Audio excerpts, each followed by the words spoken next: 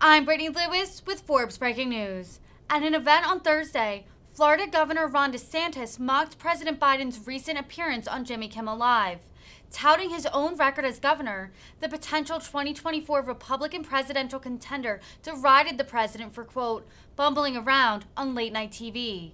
President Biden went on Jimmy Kimmel's ABC show last night during his trip to the West Coast for the Summit of the Americas. Take a listen to DeSantis' remarks. Well, we're excited to be able to do this, and I think it's going to make a big difference. I just hope, you look, we in Florida, we're tackling education. We've done more than anyone. Public safety, phenomenal what we've done with that, and making sure, you see these prosecutors that even bounced the guy out of San Francisco. They don't prosecute people, and then you have crime everywhere. We don't tolerate that here. We hold people accountable. You look at what we've done on infrastructure. We had more infrastructure in this budget than we've ever had for our Department of Transportation because, you need to build this when you have a big state. That's just the reality. So we want to do as best we can to keep up with those needs. I just announced all the stuff we're doing for our natural environment and water resources and State Park. That's part of the budget. No one's ever seen anything quite like that. You look at what we're doing with parents' rights, making sure that they have access to curriculum and that they can send their kid to school without having indoctrination.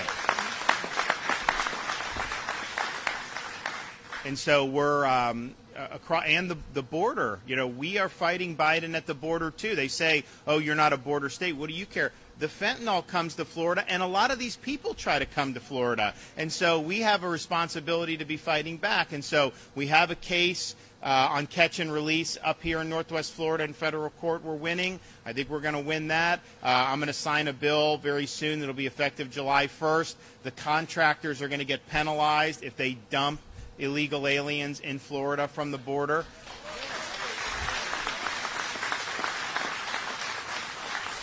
And then I got $12 million that I'll have access to very soon. We're going to use that to reroute if he sends a caravan to Florida, we're rerouting it to places like Delaware and other sanctuary states. So,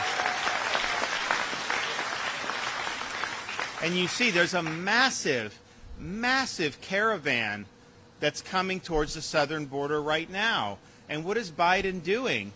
He's fumbling around on late-night TV shows, and he needs to get in the game here, and he needs to defend our country's sovereignty because that's going to absolutely overwhelm not just Texas, but it's going to overwhelm a lot of other communities throughout the United States of America. We didn't have a fully sealed border when he came in, but it was much better than it had been, and now this is the worst it's ever been. And the result is you have fentanyl pouring into this country. You've got sex trafficking. You've got all kinds of really, really bad stuff. The number one cause of death for people 18 to 45 in this country right now is fentanyl overdose. That would not happen if you didn't have the border open and this stuff pouring in record numbers. So these policies are very destructive, and I think that if those caravans are allowed to come in, it's going to be overwhelming. And so, we sent people last summer, some of the state agencies to the border to help.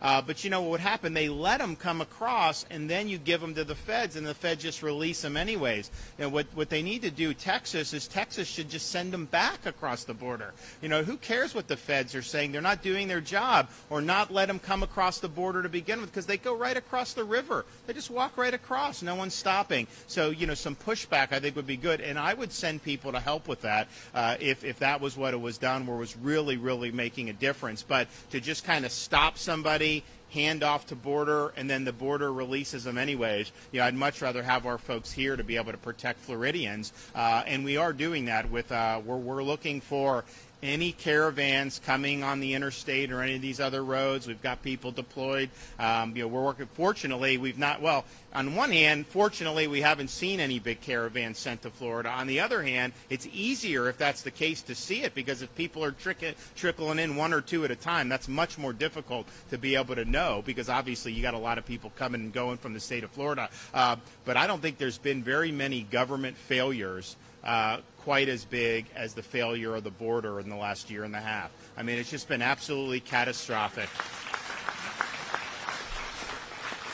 And so and the effects are being felt in every state. It is not just a South Texas problem or an Arizona problem. Yes, it is a problem there. I mean, you got people that have all these foreign nationals running through their property who live in those communities. And it's interesting, all those communities now, traditionally been blue areas, they're all going to go very dark red in the election because of the border and because a lot of these other bad policies, the wokeness and all this other stuff. And so people are absolutely responding, and nobody's listening in D.C. And I think that this is just a huge problem. And so we're bracing for that. I hope we can win our case. I think we will. And then we'll see what our additional options are to hold Biden accountable. Because you know what?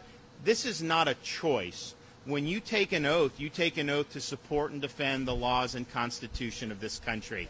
And when you fail to do that, you're violating the oath that you took, your oath of office. And so I think it's been a policy calamity, but I also think it's been a constitutional calamity to have what's going on there. And then you don't even talk about the gas prices this summer. Can you imagine how much higher it's going to get? It's been going up and up. They declare war on American energy. It's gone up more in the U.S. than it's gone up in Germany and a lot of these other European countries because of the policies, because they're trying to do this. And someone's going to have to explain to me how you don't want energy from your own country because of global warming, but you can get it from Maduro and some of these thugs, and somehow is that different oil? Or, I mean, what am I missing here? Of course not. It's politics. It's ideology. And it's based on this notion that somehow you can run a modern economy without using the energy resources that we have. And we were energy independent prior to Biden taking office. And now that is changing in a big, big way. And you feel it at the pump. More than ever. It's the highest I've ever seen gas in my life, and I was born and raised in Florida. The summer driving season is likely going to push it even higher for people. So that has a hugely negative effect on people's incomes and budgets. But then it also affects everything going on in the economy, because transporting goods, creating things, building things, all is influenced by the spike in energy prices. And so everything you buy is more expensive. Part of it is because they've borrowed and printed trillions of dollars and jacked up the money supply and overheated, and that's led to a lot of inflation. But the energy is permeating all these different sectors of the economy, and he's not doing anything to reverse course. They say we're going to solve inflation by spending more money. How does that work? What economics are you doing there? So they don't really have an answer for it. I think basically the energy secretary's response, or one of the senators from a Democrat, was saying, you know what, people are complaining about high gas prices. She said she drove to Washington in her electric car and didn't have to pay for gas. I'm like, well, you know what, a lot of people don't have that luxury. I mean, the average electric vehicle is probably $50,000, and they're not even easy to get. Even if everyone just decided that's what they were going to do, how many electric vehicles are even available for purchase, like in Northwest Florida? Not enough, I can tell you that. And so this is just really ridiculous. But it's been a huge, huge negative for a lot of people, and it's really hurting our economy. Florida, we're getting the policy right. You look at our big budget surplus, our tax relief, all these great things, but then to have the feds come in with these policies, is really, really disappointing. So our job, protect against Bidenflation, protect against Biden's policies, and making sure Florida is not diverted off course. So we're going to continue plowing ahead, and we're going to continue to be making the right decisions. All right, let's get this done.